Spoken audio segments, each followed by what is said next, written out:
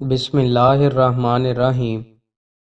رسول اللہ صلی اللہ علیہ وآلہ وسلم نے ارشاد فرمایا، میری طرف سے پہنچاؤ اگرچہ ایک ہی آیت ہو، اور بنی اسرائیل سے جو قصے سنو لوگوں کے سامنے بیان کرو، یہ گناہ نہیں ہے۔ اور جو آدمی قصداً میری طرف جھوٹ بات منسوب کرے، اسے چاہیے کہ اپنا ٹھکانہ دوزخ میں ڈھونڈ لے۔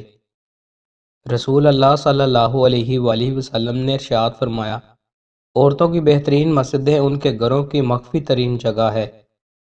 رسول اللہ صلی اللہ علیہ وآلہ وسلم نے ارشاد فرمایا، بے شک اللہ تعالیٰ کے 99 یعنی ایک کم 100 نام ہیں، جس نے وہ سارے یاد کر لیے وہ جنت میں داخل ہوگا۔ رسول اللہ صلی اللہ علیہ وآلہ وسلم نے ارشاد فرمایا، جس نے سورہ بقرہ کی 2 آخری آیتیں رات میں پڑھ لی، وہ اسے ہر آفت سے بچانے کے لیے کافی ہو جائیں گی۔ رسول اللہ صلی اللہ علیہ وآلہ وسلم نے ارشاد فرمایا، سچائی نیکی کی طرف لے جاتی ہے اور نیکی جنت تک لے جاتی ہے، جھوٹ گناہ تک اور گناہ جہنم تک لے جاتا ہے۔ رسول اللہ صلی اللہ علیہ وآلہ وسلم نے ارشاد فرمایا، آدمی جب ماں باپ کے لیے دعا چھوڑ دیتا ہے، اس کا رزق قطع ہو جاتا ہے۔ رسول اللہ صلی اللہ علیہ وآلہ وسلم نے ارشاد فرمایا، تمام ایام کا بہترین دن جمعہ کا دن ہے۔ اسی دن آدم علیہ السلام پیدا کیے گئے، اسی روز جنت میں داخل کیے گئے، اسی روز اس سے نکالے گئے، اور قیامت بھی جمعہ ہی کے روز قائم ہوگی۔